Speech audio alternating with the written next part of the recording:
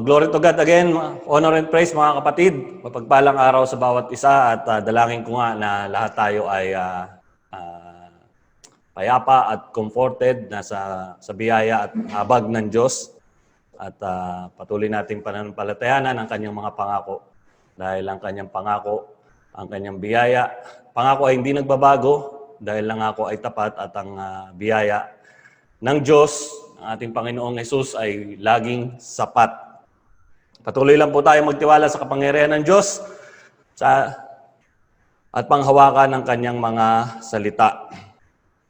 And let us always focus our eyes upon the author and the finisher of our faith, which is our Lord Jesus Christ, and obey His will. Yun ang pinaka-importante, yung sundin natin yung kalooban ng Panginoon at disiplinahin natin yung ating mga sarili. Again, lagi natin pinagdidiinan dito sa ICF yung God's sovereignty, nasa atin yan.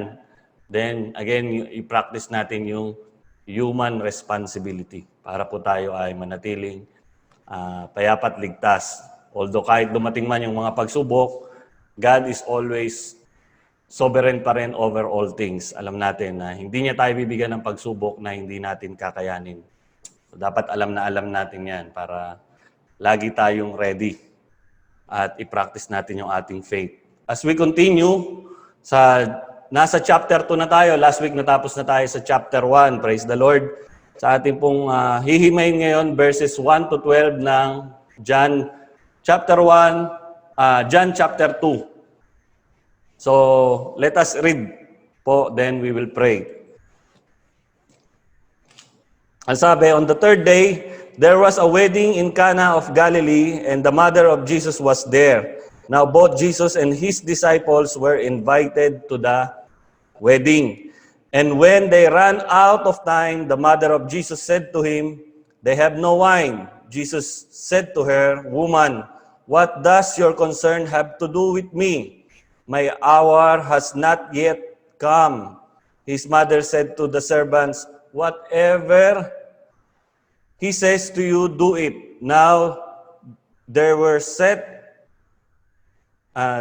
there 6 water pots of stone according to the manner of purification of the Jews, containing 20 or 30 gallons apiece or per piece. Ibig sabihin, Jesus said to them, "Fill the water pots with water," and they filled them up to the brim.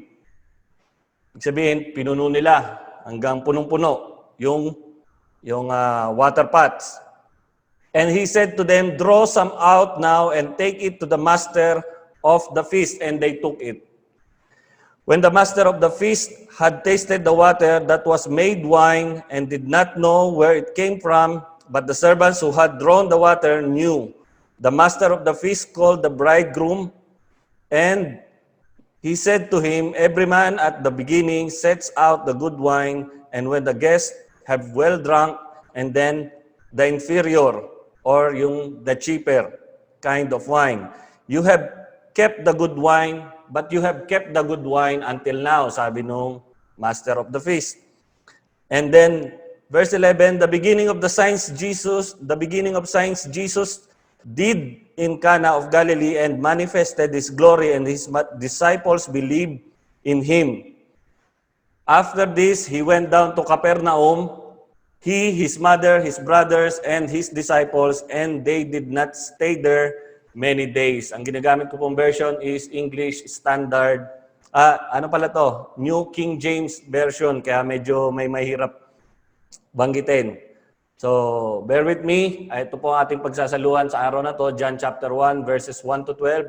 Let us pray po. Father, thank you once again for your love, mercy, and grace. Narito kami, Panginoon, upang makinig ng iyong pong pagpapala, ng iyong pong mga salita, ng iyong pong buhay na salita, Panginoon. Nawa ito po ay amin pong maintindihan ng may kasimplihan, matutunan, tumimo sa aming pong puso't isipan, at may pamahagi, malakaran, Panginoon, ayon sa iyong biyaya. Lord, let thy Holy Spirit work in us, Panginoon. Illuminate your word in us, Lord. Wala po kaming kakayanan, wala po kaming magagawa kung wala ka, Panginoon. Lord, as we come before your holy throne of grace, forgive us, Lord, for our sins. Tawarin mo po kami, Panginoon Lord. Indeed, walang matuwid, wala kahit isa, Panginoon. Tanging sa biyaya at habag mo lang po kami umaasa. Salamat, Lord, sa iyong pag-ibig at iyong katapatan. Luwalhatihin ka sa pangalan ni Jesus. Amen and amen. So, tandaan natin yung verses 1 to 18. Ayan yung himay natin for a long week. We talk about more on theological study. Again, kahit naman yung pag-aaral natin, theological. Ibig sabihin lang naman ng theology, study about God. Pero dito, mainly yung mga terms, katulad nung sa John 1:1 nga, na John, pinagdidiinan dyan hanggang, ito nga, yung introduction ni John, pinagdidiinan dyan yung pagiging Diyos ni Jesus Christ, hypostatic union, yung mga term na ganyan, yung hypostatic union, dyan, nabanggit natin yan, napag-aralan natin yan, nakasama yan sa context of introduction of John sa verses 1 to 18. Then, nag-proceed tayo sa day 1. It was a kind of private delegation, 19 to 28, verses 19 to 28, makikita natin, and the message was, narito na ang Messiah, the promised Messiah, which is si Jesus Christ, pinoclaim na. Diyan na, lumabas din si John the Baptist. Then, on the message, on the day 2, from verses 29 to 34, and then na nga yung public proclamation. Ito na nga, sinabi nga ni John, saka madla at particularly sa kanyang mga disipulo, which is ang disipulo ni John the Baptist is si John, ito nga yung writer nito, si John the Beloved, and then si Andrew. So dalawa, yon. So dahil narinig na nila yung great public proclamation that Jesus Christ is the Lamb of God that takes away the sin of the world, ito, sinabi niya na rin doon na siya na ang sundan ninyo. Sumunod na kayo kay Jesus Christ. And the message of John the Baptist as well is repentance. Magsisi na kayo at talikuran ng kasalanan at sumunod na kay Jesucristo. Then on the third day is John witnessed to the third group as the Lord Jesus calls his disciples. Ito na yung simula ng pagtawag. Yung sumunod na sila, then sunod-sunod na yan. Tinawag na nila ni Andrew ang kanyang kapatid na si Simon Peter. Then si Simon Peter tinawag yung kanyang kaibigan, si Philip. Then si Philip tinawag naman si Nathaniel. Last week, yun din yung ating pang napag-aralan about kay Nathaniel. So this day 3 and day 4 also is exclusive on his elect ones. From 35 to 42, then 43 to 51. Yan po yung ating mga napag-aralan previously. And now in chapter 2, the Lord Jesus Christ show his presentation, his works in Galilee. Nasa Galilee na sila, sa Cana, kung saan taga dito si Nathaniel. So, lahat ng pangyayaring ito, yung paglalakbay nila, simula nung pumunta si Jesus Christ, yung divine appointment niya, papunta kay John the Baptist, hanggang sumunod yung disipulo ni John the Baptist kay Jesus Christ, all the way, naglakbay sila sa pagtawag ng Panginoon. Lahat yan ay inordain ng Panginoon, provision niya yan. Divine appointment niya yan, kung titignan natin as a whole. Siya ay nagpakilala na this time sa chapter 2, sa kanyang pamamagitan ng kanyang mga gawa. Very exciting na ito na. Although lahat ng parte ng Bible ay exciting. Ito na, makikita na natin ang panimula ng kanyang public ministry, ika nga. Showing the first sign, fulfilling the prophecy.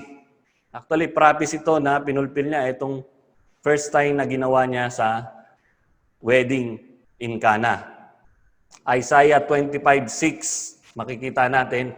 Ang sabi doon, Brad? Isaiah 25:6. Doon makikita natin yung prophecy about sa wine, water to wine. It pertains sa gagawin ng Panginoon. Ang sabi doon, on this mountain, the Lord of hosts will make for all peoples a feast of rich food, a feast of well-aged wine, of rich food of narrow and aged wine will refine. Yan po. First sign, water into wine. Yan po ang ating pagbubulay-bulayan.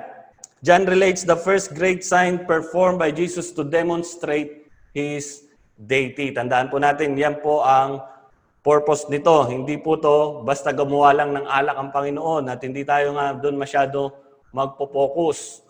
Dahil hindi yun ang context nito. Hindi to about tungkol doon sa alak. Yung alak, part lang yan ng upang i-demonstrate ng Panginoon yung kanyang kapangyarihan as a creator.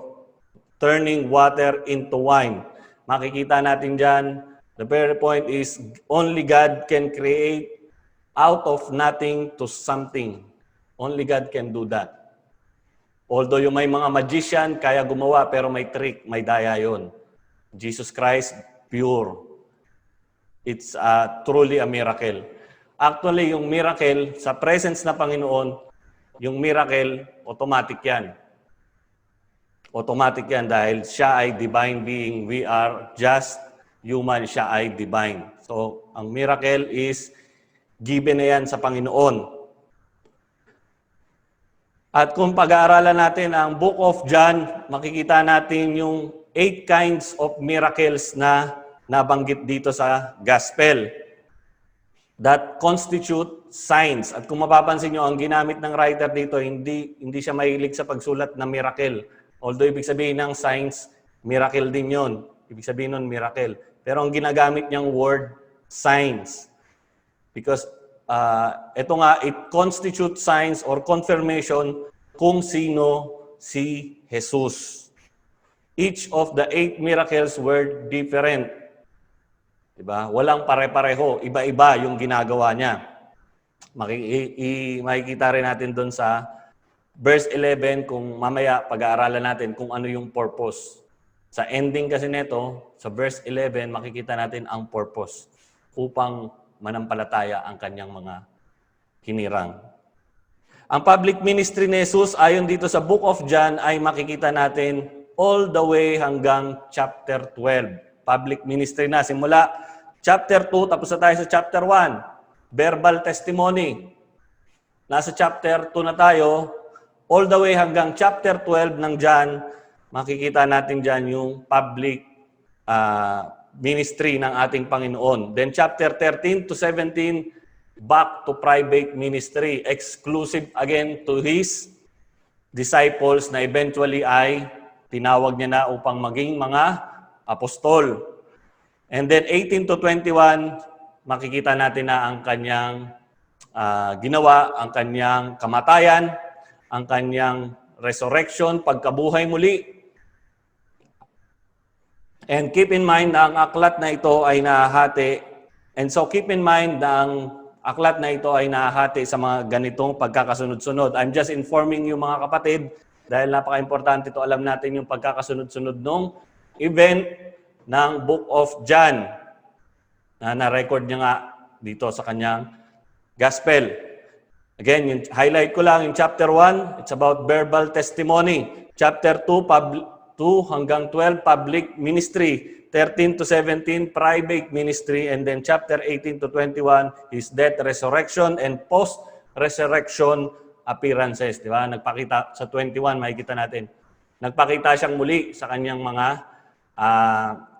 disipulo na hindi nila nakilala si Jesus Christ. Yun yung post-resurrection.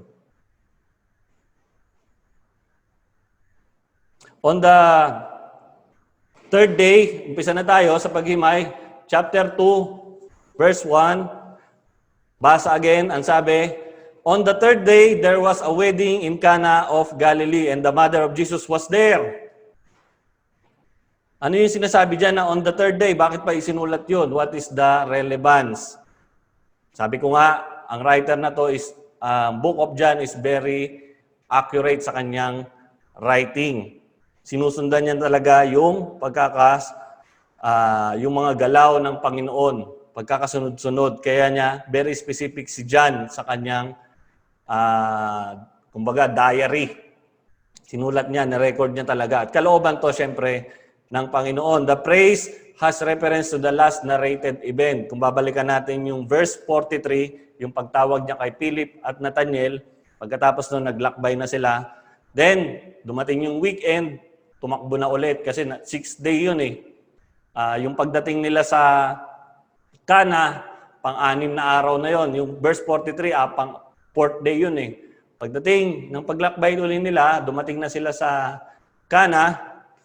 That was the 6th day. Then marahil, nagsabat, nagpahinga.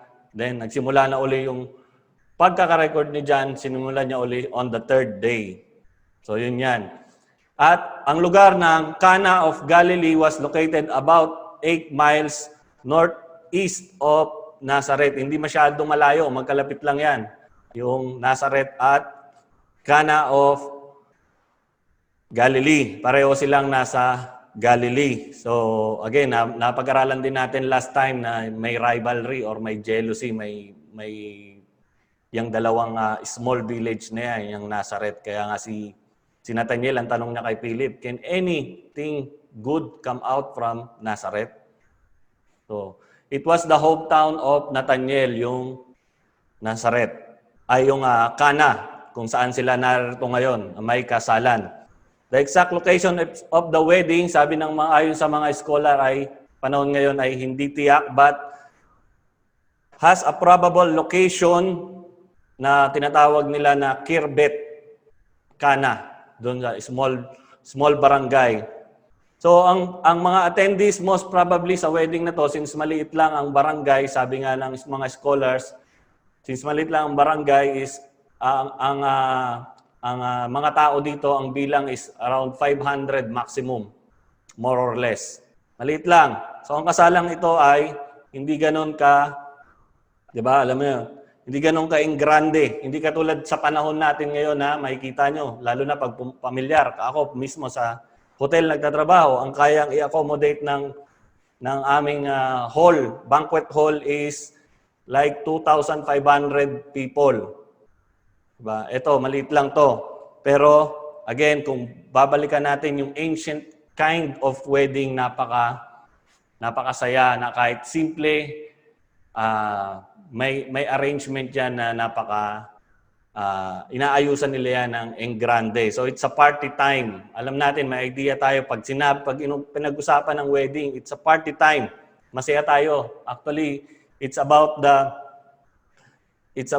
people na mga uma-attend. At ang mga tao dito since maliit lang yung Cana, maliit lang yung village, karamihan dito ng mga tao is magkakilala. Karamihan ng mga tao dito ay ang pinagkakabuhayan is pagsasaka, pagtutupa, ayan, pagtatanim ng mga grape, ng mga agricultural. So, alam niyo yan, kung babalikan natin yung mga kasalan sa probinsya, very similar sa sitwasyon dito, kung i-imagine natin. Familiar po tayong lahat, pag sinabing kasalan, that's the most special event sa bawat sangkatauhan. Especially sa mga magpapakasal at lahat ng nag-aasawa dumadaan dyan.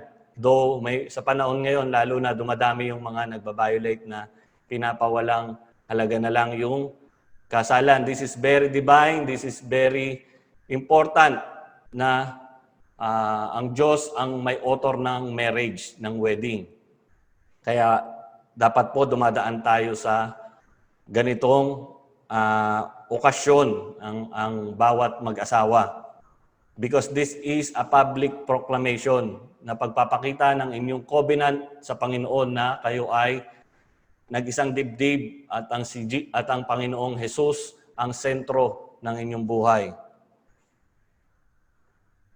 So it's about the bride and the groom being united. At yan ang larawan ng parating na event ng mga mananampalataya as the bride, tayo mga churches. Ang church, hindi yung itong building, hindi itong ICF.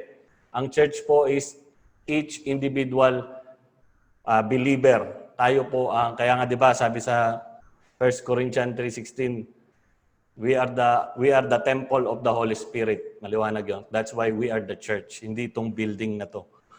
We are the bride of Christ and Jesus Christ is the groom pagdating ng panahon.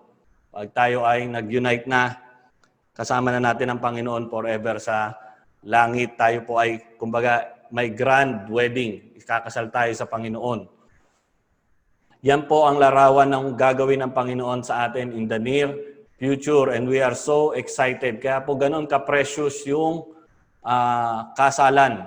Ganun po ka-excited ang mga tao pag pinag-usapan ng kasalan. And knowing the spiritual message of this is talagang malalaman natin this is very sacred sa Panginoon. He is the author of the wedding. This is the most precious event and sacred event of all time, sabi ko nga. And again, kapag sinabing kasalan or pag-iisang dibdib, very festive ang handaan, majority and grande ang celebration. If you can afford, wala pong masama dyan. Siyempre, wag lang yung labis-labis na kapag hindi, wala ka ng budget, ipangutang mo lang, makapagpasikat ka lang. Hindi rin po tama yon. Yun namang sakto lang ang budget ay naroon pa rin ang diwa at ang importante ay naroon ang diwa at masaya at ang bawat isa, bawat pamilya, mga kaibigan, lalo't higit ang bagong kasal. Kaya importante yung role ng groom dahil siya ang sagot niya to. Siya ang gagastos dito, ang kanyang pamilya. Sa atin, sabi ko nga, sa probinsya, lalo na damang-dama ang saya ng kasalan. Mahaba din ang preparation. Sa atin din, gano'n, di ba? Lalo na sa panahon ngayon, may business na yan. May mga wedding, gustong gawing trabaho ni Maricel, yung wedding planner. Yan, may mga ganyan-ganyan na ngayon. Actually, noong unang panahon, may mga ganyan. Pero mga kaibigan lang, marahil nila ang nag-aayos niyan. At maliit lang ang connection, siyempre, nung time na yon.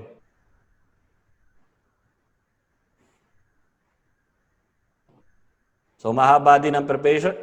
Kadalasan bukod at eto pa, bukod sa kasalan, nagaganap din yung grand reunion. Hindi lang sa kasalan, lalo na kapag may mga patay. Diba? Kapag namatay yung nanay, tatay, doon lang mag-uuwian yung mga magkakapatid, magkakamag-anak. Sadly, doon pa magkikita sa burol. Ganon din sa kasalan. Kaya masaya to. Very festive. Nagkikita-kita lahat ng magkakaparyente, magkakamag-anak. It's a reunion. Mahaba-haba ang preparation at sadyang maraming imbitado. Just imagine both sides of the family ang kanilang iimbitahan. So again, yung sa Kana, sabi ko nga, maximum 500. Pero may mga imbitado pa yan sila na kamag-anak nila na nakatira sa ibang baryo. So marami yan. So maraming pakain, maraming pakakainin, maraming painumin. Sa amin nga sa hotel, di ba? May mga package na yan. May mga package na for preparation. So hindi pwede, dapat nabilang mo talaga or na-estimate mo talaga kung ilan yung pakakainin mo at paiinumin mo. It means also malaki ang gastos, which is normally nga sagot yan ng groom. But nowadays, syempre, depende na yan sa usapan ninyong magpapakasal. Tulad namin si Maricel ngayon, napakalaki ng nagastos namin dito sa ICF. Hindi ko na nga matandaan sa sobrang laki. Joke lang. Reverse niyo po yung sinabi ko. Sa biyaya ng Panginoon, siyempre, ang dami ko pong dahil nag-sponsor sa surprise wedding namin ni Sis Maricel way back 2010. Ayan, si Pastor Julius po, isa sa aming mga ninong. Pastor John. So, napakarami nag-sponsor mga kapatid sa biyaya ng Diyos. So, nakaraos kami. Di ba? Napaka-simple lang pero ginawang festive ng mga kapatid. Mababa ang budget pero masaya kaming lahat. Walang inuman ng alak, juice lang, pero masaya po kaming lahat. At nga, sa biyaya ng Diyos, yun, pagkatapos namin ng magpakasal ay sa consulate, biniyaan niya. Napaka-bless ko at biniyaan ako ng magandang asawa, simple lang, maunawain, ganun din ang kanyang pamilya at ang aking biyanan. Kasi yung kasal po namin ni Maricel, surprise wedding. Nagulat na lang yung biyanan ko, ikakasal na pa anak niya. So ganun, normal nangyayari yan dito, lalo na sa mga OFW kasi alangan naman umuwi pa ako mamanhikan sa Pilipinas. At si Sis Maricel na surprise din. At inayos talaga ng Panginoon yung buhay namin. Alam niya ng mga kapatid na nakakilala sa amin. So, at kami, instead na gumastos pa ng kasal uli sa Pilipinas, which is yun yung original naming plan, hindi na po namin yung tinuloy, binili na lang namin ng bahay at lupa. Alam niyo na yan, karamihan naman sa ating mga OFW, basically ganyan ang nagiging istorya. Lalo na kung mga Kristiyano, dahil practical na mag-isip. Diba? Hindi na tayo masyadong emosyonal. Yung mga matataas nating mga pangarap, hindi na. Bumababa na yan. We became selfless. Diba? Pinapractical natin yung ating mga plano. At again, sabi ko nga, depende pa rin yan sa mapag-usapan yung mag-asawa. Kaya kami naman ni Sis Maricel is parehong anak mahirap. Kaya sa simpleng paraan lang, simpleng celebration, satisfied na kami. Punta tayo sa settings ng kasalan sa Israel. Ang kasalan doon ay inabot ng 1 linggo ang celebration. At very festive ang handaan. Alam nyo na ang mga Middle Eastern, maraming seremonyas. Tayo nga rin mga Pilipino, di ba? Pamilyar tayo dyan. Yung sabi ko kanina na gastusin ng groom, makikita natin ang supporting verse natin, yung verse 9 to 10, na sila po ang may responsibilidad sa mga gastusin dyan. At ito nga, sila ang may pananagutan sa sitwasyong dumating sa event na ito. At ano nga yun? Yung maubusan ng inumin, alak. Yan po ang issue na nangyari dito. Yan ang problema. Yan ang naging problema nilang hinaharap. Mother of Jesus was there. Sino po yun? It was, siyempre, wala na iba, si Mary. Take note, ang pagkakasulat specifically ng writer, Mother of Jesus. Bakit hindi sinabing Mary para mas maiksi na lang? Bakit po? Dahil may ibig sabihin po yan. Hindi sinabing Mother of God. Sinabi Mother of Jesus. Hindi po sinabing Mother of God. Dahil of course, as a God, wala po siyang, hindi niya kailangan ng nanay. Hindi siya ipinanganak katulad nating mga tao. Hindi siya dumaan sa ganon. Siya po ay espiritu. He is infinite. Wala siyang pasimula. Wala siyang katapusan. Sinasabi ditong Mother of Jesus dahil ang punto is ipinapakita na si Jesus Christ yung pagiging tao. Yun po ang punto dyan. At kapag sinabing Mother of God, mag-ingat po tayo dahil yan ang claim ng Roman Catholicism. Ang claim nila si Mary is Mother of God. Hindi nila sinabing Mother of Jesus. Pag sinabing Mother of God, it will violate the divine deity of Jesus Christ. Dahil, sabi ko nga, hindi siya katulad nating mga tao na kailangan ng nanay. Dahil God is infinite, He is the beginning and the end. He is the creator and Mary is one of His created being. Dapat alam natin yan. Therefore, ang punto ng writer dito ay Mother of Jesus represent as 100% man. Diyos na nagkatawang tao. At again, take note na isinilang niya si Jesus through what? Yung ating doctrine. Virgin birth. Yan po ang patuloy na binabali din, pinapasok ng mga bulaang mga ngaral, lalo na yun sa mga kulto. Dinidinay nila yung virgin birth. Dinidinay nila. At ayan yung hindi maintindihan ni Nicodemus sa John chapter 3, kung naalala nyo, di ba? Paano bang maging, babalik ka sa tiyan ng nanay mo? Similarly din po sa ganun, hindi nila maintindihan. But tayo po, dahil malinaw yung sinabi sa Luke 1:31, di ba? Na nagpakita yung anghel, nag-prophecy kay Mary na magdadalang tao siya. You are the blessed. Ang sabi ba? Basahin nga natin, Brad. Luke 1:31. And behold, ito, anghel to, nagsabi, Anghel Gabriel, you will conceive in your womb and bear a son, and you shall call his name Jesus. Diba? Then 34 to 35, Brad, talon tayo. Ang sabi, and Mary said to angel, how will this be since I am a virgin? 35.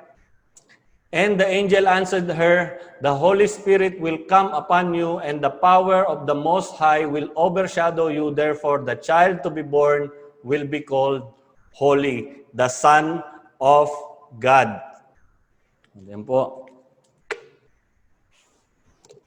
So, ayan po, pangawakan po natin yung virgin birth as a believer of Christ, as a Christian. Yan po ang ating doktrina, teaching na pinangahawakan. Then on verse 2, ang sabi, now both Jesus and his disciples were invited to the wedding. So dito makikita po natin that the fact na si Jesus at ang kanyang mga disipulo ay umattend sa wedding na to, inimbitahan sila most probably, syempre, ni Mary, ng kanyang nanay. That means na si Mary po ay kamag-anak. Maybe malayong kamag-anak, all is possible. Malayo or malapit man na kamag-anak or close family friend. Sabi ko nga kanina, because sa kanilang lugar is halos maliit lang ang connection, magkakilala ang mga tao. Malapit lang sa kanila ang Nazareth. So, most probably nga na kakilala ito ni Mary. So, in-invite niya rin ang kanyang anak. At si Jesus, kasama niya na ang kanyang mga disipulo. During this time, ilan na yung kanyang disipulo? Kung natatandaan niyo ating pag-aaral, bilangin ninyo. Sino po? Si Andrew, si John, si Simon Peter, si Philip, si Nathaniel. Ilan po sila? 5 na sila during that time na kasama ng Panginoon. 5 na ang alagad ng Panginoon at lahat sila na witness ang first miracle na ginawa ng Panginoon dito. Verse 3 ang sabi, and when they ran out of wine, the mother of Jesus said to him, they have no wine. Again, this is the problem that needs solution urgently. Dahil nasa kalagitnaan na sila ng selebrasyon. Ito ang issue, ang maubusan ng alak sa oras ng selebrasyon. That's, sabi nga, the embarrassing moment, especially sa groom na maaaring pagsimulan pa ito ng pagkainis ng family side ng babae, ng bride. Dahil papakasal-pakasal ka, hindi mo naman pala kayang i-sustain, hindi mo kayang panindigan.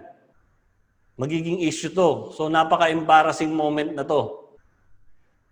So this is very important, a big problem sa kanilang kinakaharap. Now, since naroon nga si Mary, at anong ginagawa ni Mary doon? Most probably, since siya ay naimbitahan, alam niyo na, yung ating mga, naalala ko, dati nung maliit pa ako, pag yung nanay ko, pag naimbitahan kami sa kasal, lalo na't kamag-anak, lagi yung nasa kusina. Tutulong at tutulong yan, magsiserve, maggagawa, magtitimpla, magsasandok ng kanin, ng ulam. Normally, ganyan. Most probably yun ang naging papel din ni Mary dito kung bakit siya nandun sa back area. At alam niya ang pangyayari, alam niya kung ano yung miss and plus, or kung ano yung kulang. Naroon siya. At ang mga babae normally, during those time at sa atin din, sa culture natin mga Pilipino, sila ang mga natural na mga servidora. Diyan sila expert sa ganyang gawain.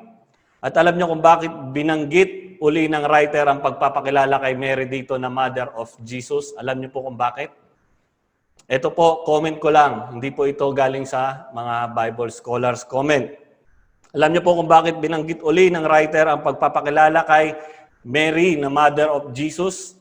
Dahil upang ipakita ang relasyon ni Jesus kay Mary. Siya ay kanyang nanay as 100% man. Siya ang nagluwal, nag-alaga, nagpalaki kay Jesus for 30 years. So alam niya ang kakayanan ni Jesus. At alam niya, walang suggestion si Jesus Christ na sablay. In fact, bago pa dumating yung problema, basa niya na. Diyos Alam niya ang kahapon, ngayon at bukas. So alam niya. Andun yung motibo ni Mary. Yes, nandun yung motibo ni Mary na sabihin niya ito kay Jesus Christ dahil alam niya, Jesus Christ is the great counselor, great advisor. Alam niya kung ano ang dapat gawin.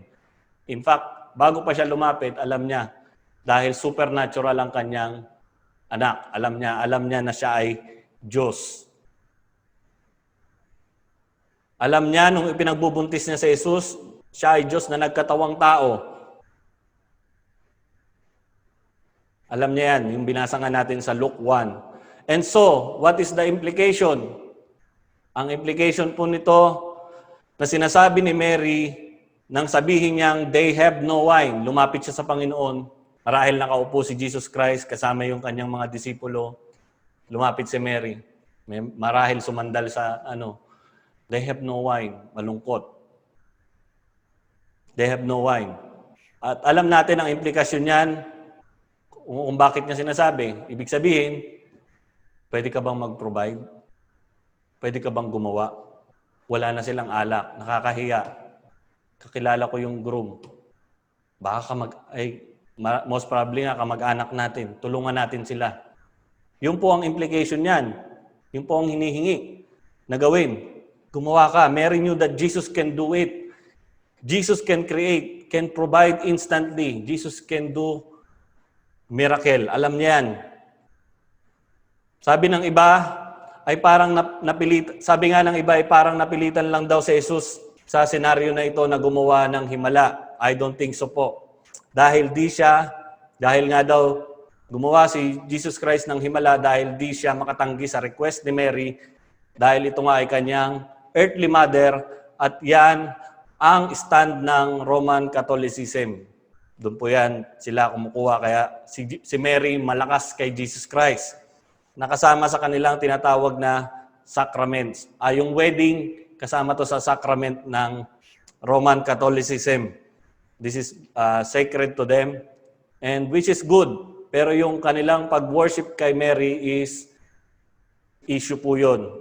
At yung wedding, very corrupted na po sa Roman Catholicism. Sila nga nagkakasal na ngayon ng lalaki sa lalaki, babae sa babae. Paano naging sacred sa inyong wedding? Kino-contradict po nila ang kanilang mga sarili. Kaya kung nandyan pa po tayo, mag-isip-isip po tayo. Hindi po ako naninira. Sinasabi ko lang po ang pawang katotohanan. Nawa ay tayo po ay mamulat. Magbasa po tayo ng Bible. At praise God, narito tayo. Sama-sama tayong natututo. Kung kaya sa paningin nila, sa palagay nila sa kanilang stand, is si Mary po ay para ding mediator. Kung kaya pwedeng manalangin kay Mary, para siya ang mag-present ng prayer request natin kay Jesus para siguradong sasagutin. Kasi hindi makakatanggi si Jesus Christ sa kanya. Yun ang kanilang pananaw. And that is totally unbiblical, mga kapatid. Mag-ingat po tayo. That is false teaching.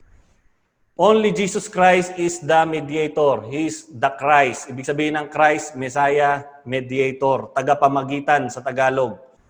He is the way, the truth, and the light. In-affirm niya yan.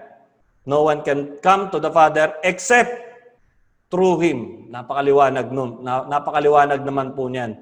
Dahil siya na yun mismo. Wala nang ibang mediator. That's His main role kung bakit siya nagkatawang tao. Tatandaan po natin yan. And since Jesus ay Diyos, alam niya ang kahapon, ngayon at bukas, alam niya lahat. Siya ay nasa lahat ng dako, makapangyarihan sa lahat. So hindi siya nangangailangan ng kahit anuman. Hindi niya kailangan ng suggestion ni Mary. Hindi niya kailangan ng pag-beg ni Mary. He is all-knowing God and definite God, infinite God. Hindi po siya nagbabago ng isip. You cannot prostrate God. Diba? Hindi dahil na offend mo siya, magbabago na yung isip niya, yung plano niya. He predetermined everything. Itinakda niya na lahat. Wala nang bago sa kanya. We cannot surprise God. Amen po. Yun ang totoo. Yun ang attribute ng Panginoon. So again, mag-isip-isip po tayo na nandyan pa rin sa kinagisnang relihiyon at nananalangin kay Mary. With due respect naman po sa inyong lahat. Galing din naman ako dyan. And to Mary also, we respect Mary. Kapatiran natin siya. At sabi nga sa Luke 1:28, pinagpala siya. Blessed siya. Di ba? Ang sabi dun sa Luke 1:28, di ba?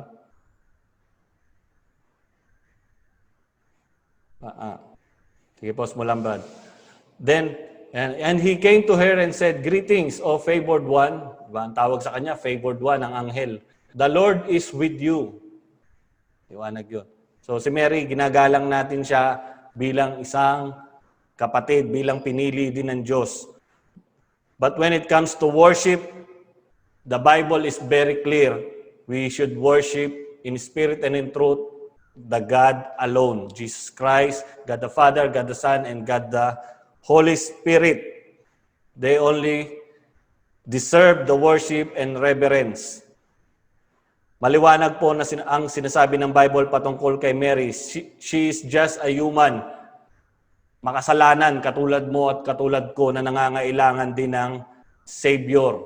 At kapag siya po ay ating niluluhuran, binabiolate po natin yung kauna-unahang utos mula pa sa pasimula sa Exodus 20:4-5, no? Huwag kang luluhod sa anumang bagay na gawa ng tao or kahit kasama na dyan ang tao.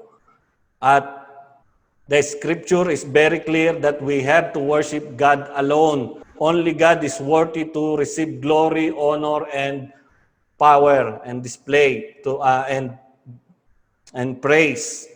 Sa Revelations 4:11, Nehemiah 9:6, Revelations 15:4, it is for worship is for God alone. Kasi kapag niluluhuran mo ang isang bagay, either that is carved image, sabi nga nila, ang depensa nga nila, representation lang naman yan. Kahit yung mga nilalagay nilang picture sa wallet, representation lang naman yan. Kapag yan ay dinadasalan mo, kinakausap mo, niluluhuran mo, lalo na kapag yan ay tao lang, alam mo, physically tao lang, makasalanan lang din katulad mo. That is clearly you're worshiping that thing or that human which violating the command of God.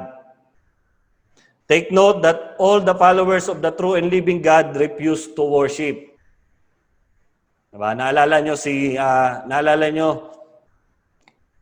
si Peter sa Acts 10:25-26, and then si Paul and Barnabas, diba? Nung pinunit nila yung kanilang damit dahil sa inis nila sa mga tao na nagwo-worship sa mga idols, sa mga carved image, diba?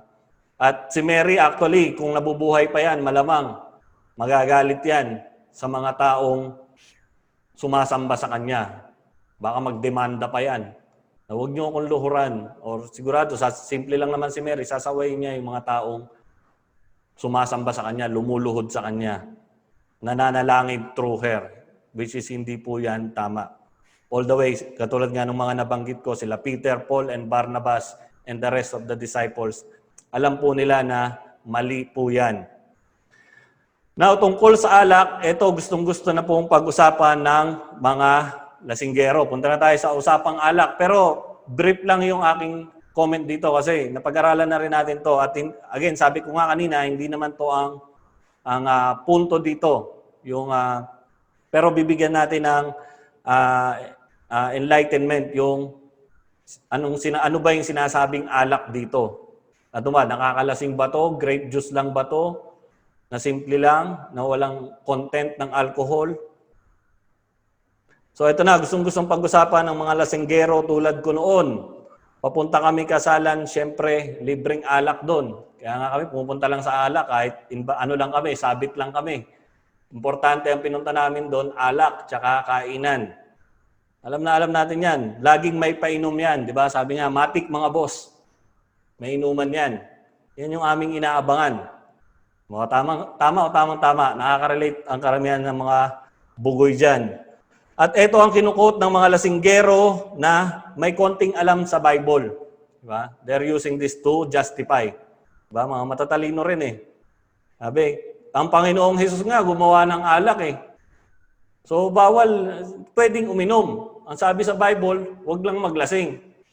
Diba? Ulit-ulit nating naririnig yan. So it means, sabi nila, hindi nga daw masama uminom ng alak.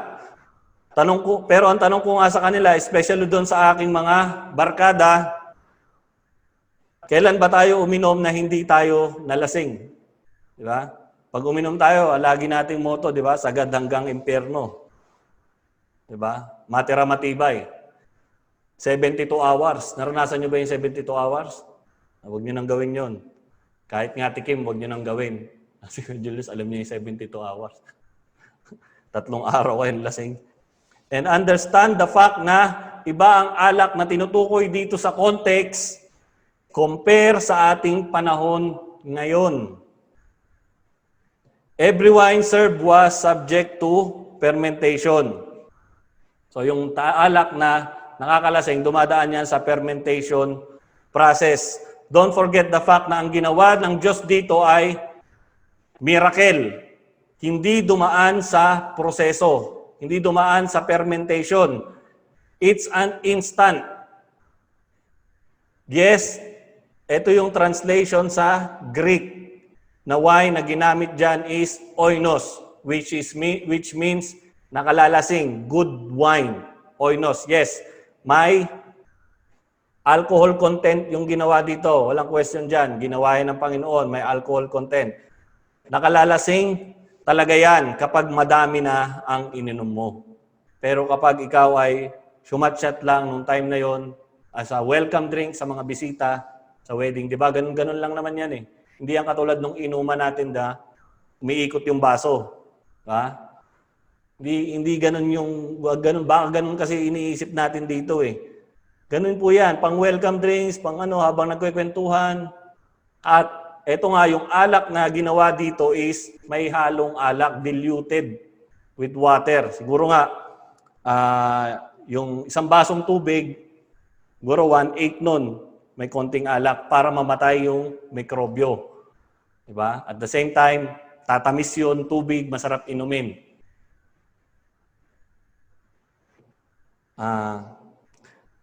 Alam naman ng mga tao, Hudyo, at sinusunod nila ang kautusan na huwag maglasing. At do you think ang Panginoon gagawa ng alak, ang purpose niya is para lasingin ng mga tao? I don't think so. Diba? Though syempre may mga pasaway din dyan, hindi natin nilalahat, may mga pasaway dyan na inabuso rin yung alak. Uminom ng marami hanggang sa malasing. Katulad ni Noah. Naalala natin si Noah, di ba? Pagkatapos nung maligtas sila doon sa Great Flood. Naglasing siya. Inabuso niya yung alak. Nalasing siya. At doon, pumasok na uli yung kasalanan.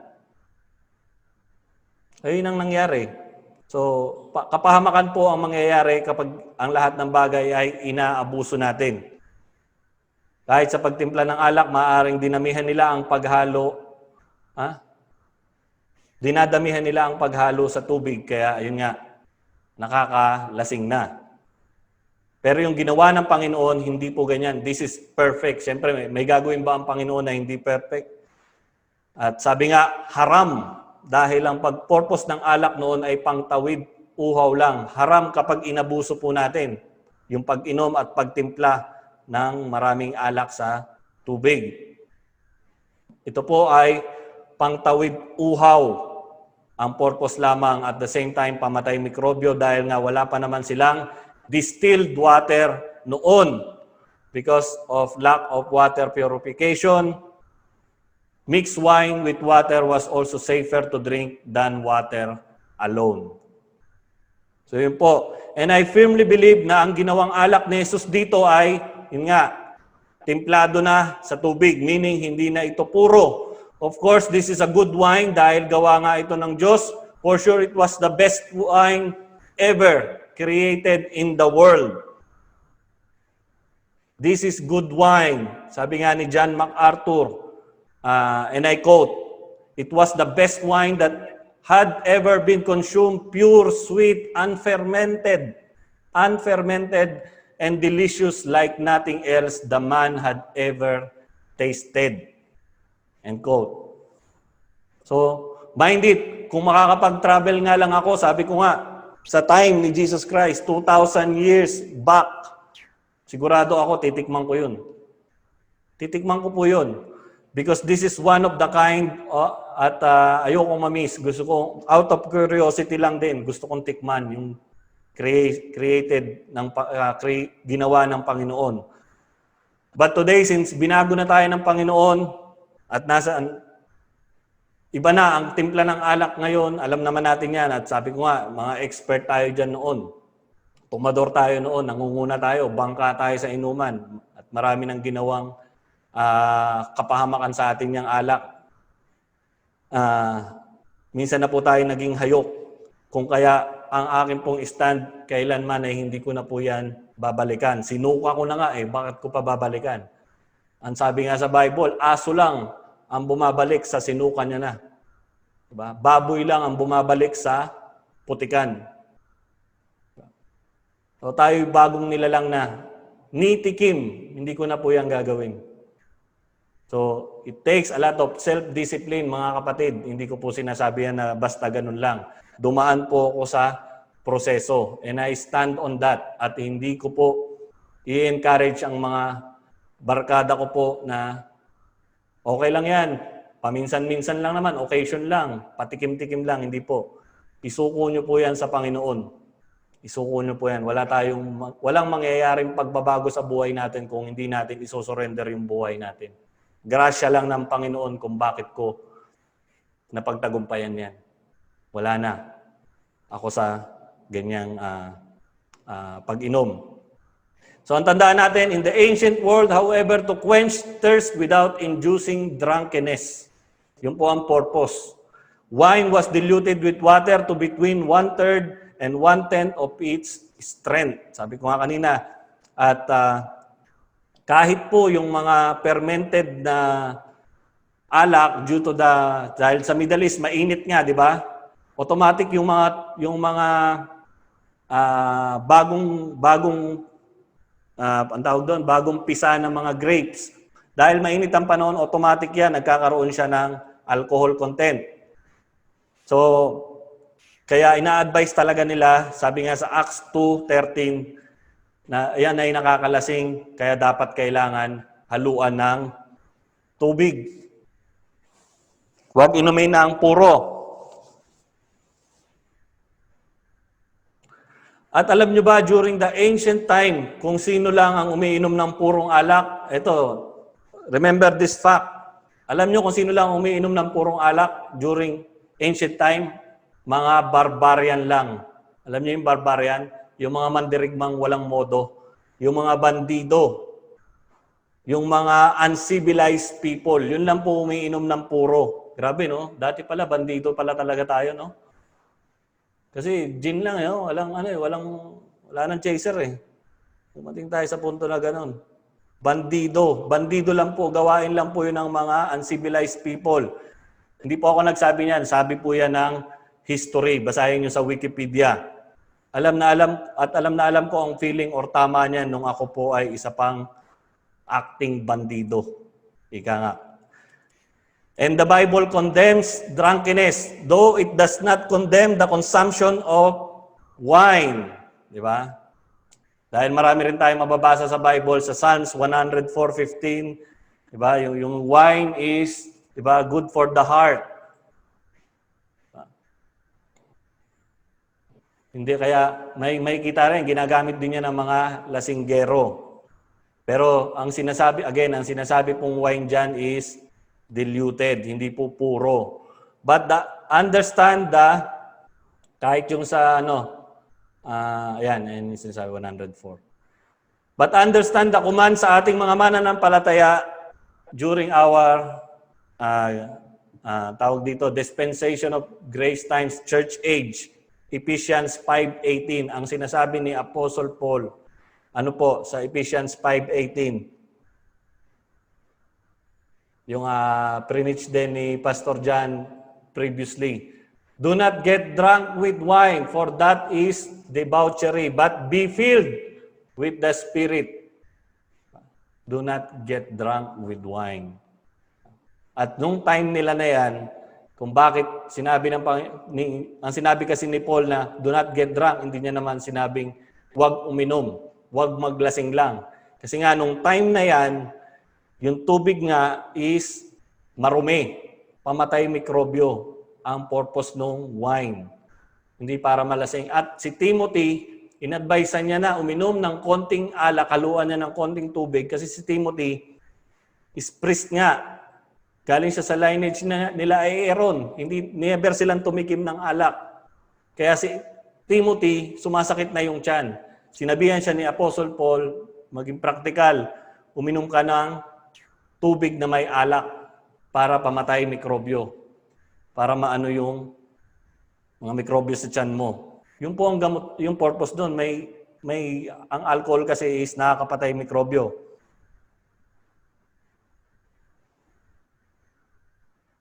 At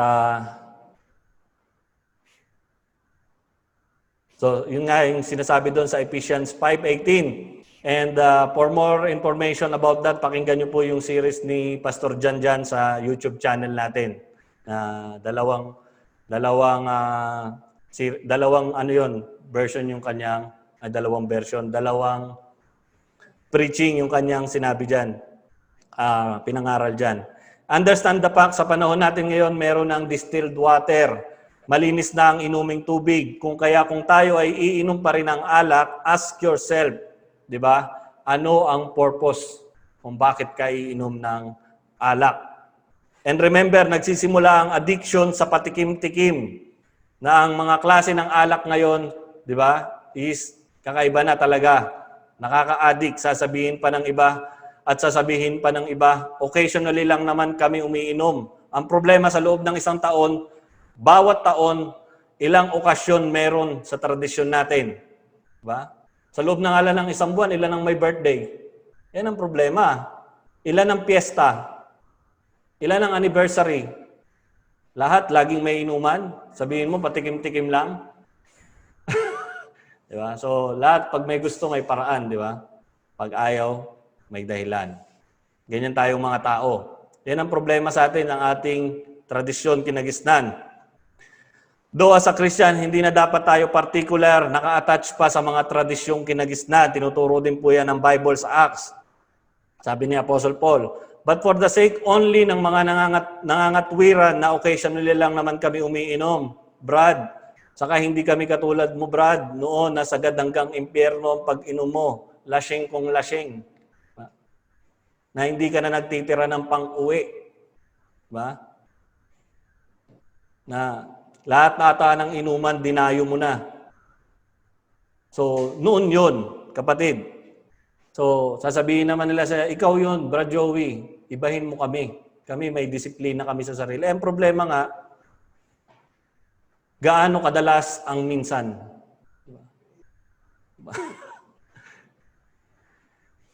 Ilan ang piyesta, holidays, birthday, celebration, anniversaries, at kung ano-ano pa, taon-taon, kada buwan, araw-araw. Tama po or tamang-tama? So, paano yan? Lubog ka na niyan sa okasyon. Di mo namamalayan, addicted ka na, kaibigan. Tama, sasabihin pa ng iba, pampatulog lang naman yan. Di ba? Tigilan nyo na nga ako dahil sinabi ko rin yan noon. Kalokohan lang po yan. Hindi na po ako magtatagal sa usapang alak dahil yan nga ay actually hindi naman issue sa context na ito. Just like to share those thoughts and principles na akin po mga nabanggit. And ang pinapakita dito sa passage ay ang kapangyarihan ng Panginoong Hesus na gumawa ng isang bagay out of nothing into something. Water into wine. Yan ang issue dito. Yan ang ipinipresent ng writer dito. Ang pagiging creator ni Jesus Christ as a sign of being God. Only God can do that. Yan ang punto dito.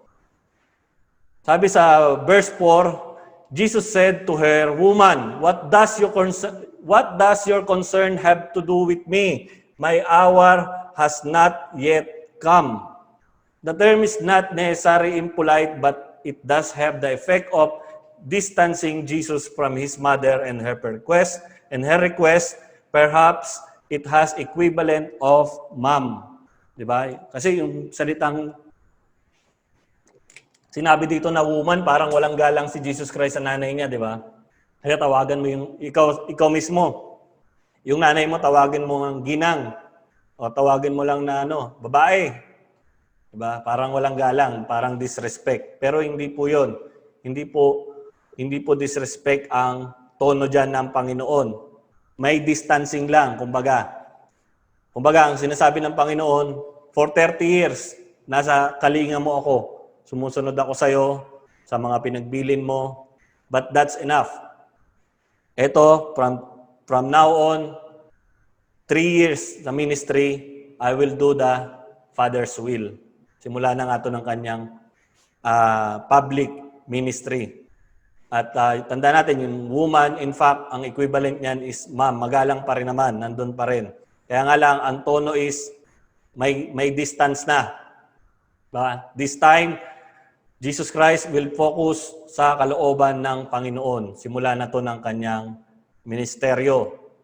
At ang sabi niya, what does you concern have to do with me? The expression is common in yung Semitic language, Semitic idiom, Semitic expression, yan po yung common po sa mga Hudyo. Hindi lang sa mga Hudyo, sa mga Arabo, sa mga Phoenician, sa mga Assyrian. Yan po yung Semitic na sinasabi, Semitic language. What does you concern have to do with me? That's expression. Diba? So para saan to? Kumbaga sinasabi niya kay Mary, ano tong pinapagawa mo sa akin? Kumbaga kahit alam niya na i-verify niya. Ano yung ano mo? Ano yung punto mo bakit mo to pinapagawa sa akin? So pamilyar din po yan sa Judges 11:12, 2 Samuel 16:10. Ganyan din po ang tono na sinasabi doon. Ayan yung Semitic idiom na tinatawag, Semitic expression. Ganyan po yung language nila. Parang tayo mga Pilipino, di ba, may mga ganyan din tayong tono. Di ba, yung sabi, di nga, yung may parang mga ganon. Di ba? Ano daw? Yung mga ganyan. May mga expression tayong ganon. Always distances the two parties. The speaker's tone conveying some degree of rebuke at the same time. Kumbaga, in a nice way, in a polite way, nire-rebuke niya si Mary. Dito po, yun po ang tono ng Panginoon. It is not rude, but in need of attention. Yun po ang punto ng kanyang pagkakasabi dito. The praise asked what is shared in common between the parties. The trust of Jesus' comment was that he had entered into the purpose of his mission on earth, so that he subordinate all activities to the fulfillment of that mission. Mary had to recognize him not so much as a son that she raised, but as a promised Messiah and the Son of God. Alam ni Mary, diba? So, sa tono pa lang ng Panginoon na yon, since kilala niya si Jesus Christ, alam niya ang pinagmulan ni Jesus Christ, kung ano ang kaya niyang gawin. Tahimik lang siya. At ang sabi pa ng Panginoon sa sumunod na praise, my hour has not yet come. Anong ibig sabihin ng Panginoon dyan? The praise constantly refers to Jesus' death and exaltation. Familiar, lagi niya yan sinasabi. Pero dito niya unang sinabi, sa John chapter 2. Diba? Familiar yan, sa John chapter 7, John chapter 8, John chapter 12, John verse 27, 23, John chapter 13:1, John chapter 17:1, at it refers po sa kanyang death and exaltation. Ang pag sinasabi niya po yung may hour, di pa dumarating ang oras ko. Yun po ang sagot niya. So parang ang layo no, ng sagot niya. Pero siyempre ganyan po sumagot ang Panginoon. Advance. Keep in mind that Jesus was on divine schedule, decreed by God before the foundation of the world. Marahil hindi ito masyado maintindihan ni Mary, pero nandun yung pagiging submissive ni Mary, since kilala niya nga si Jesus Christ. And makikita natin yung pagiging obedient ni Mary. Nag-submit siya. Hindi na siya nangatwiran. Since the prophets characterized the Messianic age as the time when the wine would flow liberally. Nabanggit din yung wine from Old Testament pa sa Jeremiah 31:12, Hosea 14:7, Amos 9:13 to 14, at yung nabanggit ko nga nung umpisa pa lang kanina yung sa Isaiah 25. Jesus was likely referring to the fact that the necessary of the cross must come before the blessing of the millennial age. Now, tuloy tayo sa verse 5. Ang sabi, His mother said to servants, whatever he says you do, do it. Ito yung sabi ko nga, pagiging obedience at pagtitiwala ni Mary sa Panginoong Jesus. Here Mary strikes with her faith that nothing is impossible with God. Whatever He says, do it. Gawin nyo. Dahil kilala niya si Jesus, inutusan niya ang mga helper doon to obey the Lord, to obey Him. We can see the living principles here to practice instant obedience to God and His Word. Nawa, ganun din po tayo mga kapatid. When we hear and we learn the Word of God, sana po ay sumunod na po tayo. Diba? Yan ang lagi nating panawagan dito. Tuwing mag-i-end yung ating Bible study series, lagi natin sinasabi, huwag nyo nang pagmatigasin ang inyong mga puso katulad ng inyong mga ninuno sa Iran. Submit to the highest authority which is the Word of God, the absolute truth. Sumunod po tayo. Let us obey. That is the point here na sinasabi ni Mary, whatever He says to you, do it. Hindi yan sa ikasasama mo o ikapapahamak mo. Sa ikabubuti mo yan, kapatid. Verse 6, ang sabi, now there were set, ito na, binigay nila yung 6 na water pots of stone according to the manner. Verse 6, Brad, pakipost mo para makasunod sila. According to the manner of purification of the Jews, containing 20 or 30 gallons apiece. Yung apiece nga or per piece, yung 6 na water pots. Kung susumahin nga daw ay about 20 or 30 gallons per piece. So these 6 water jars were made of stone. Ito po yung ginagamit nila dahil yung alam natin yung banga na gawa sa bato is hindi yan basta-basta pinapasok ng putik, ng mikrobyo. Mas matibay yan kaysa earthware, yung mga ano-ano lang.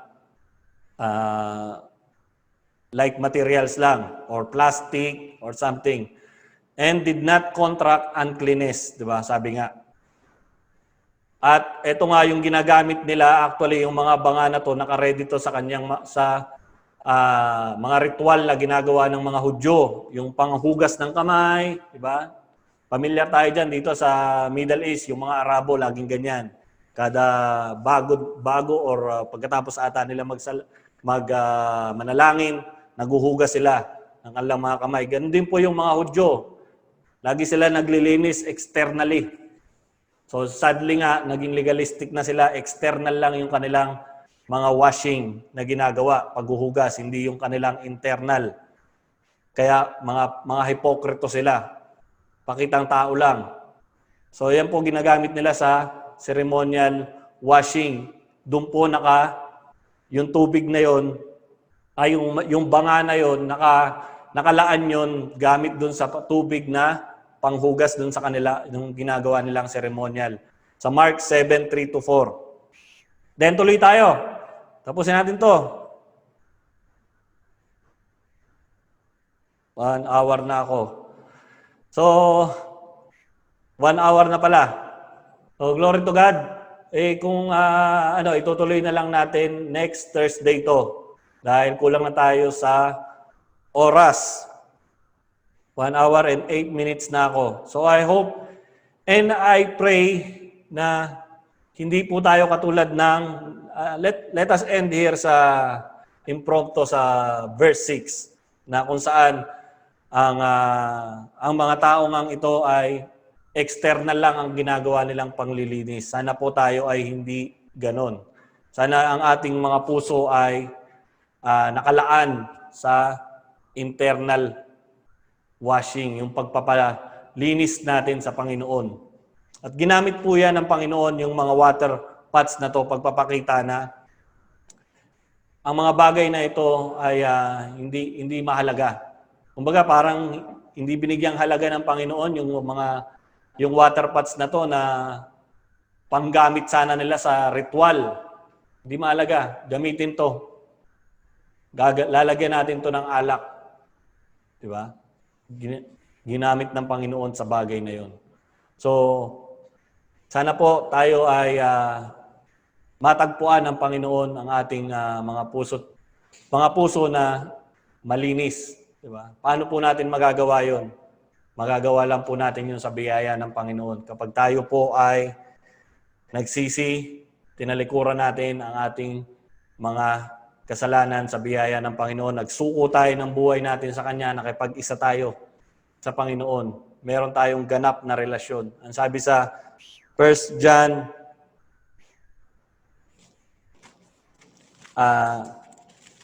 1:12, di ba?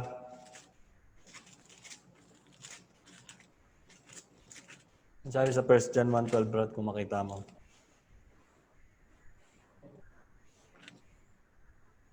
1 John 1:9 pala. Sorry.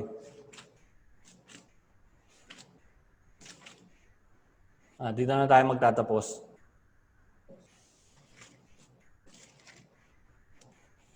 If we confess our sins, He is faithful and just to forgive us our sins and to cleanse us from all unrighteousness. Tapat at banal ang Panginoon na nangako na patatawarin po tayo ng Panginoon basta meron po tayong tunay na pagsisisi.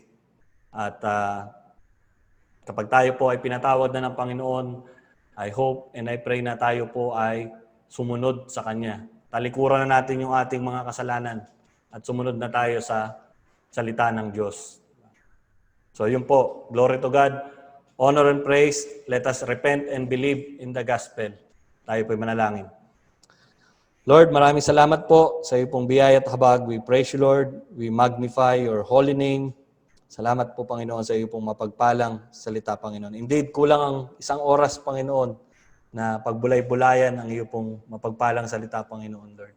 We are so excited, Panginoon, at salamat, Lord, sa karunungan na iyo pong ibinahagi, Panginoon. Salamat sa iyong banal na Espiritu. Thank you, the Holy Spirit, for your enlightenment.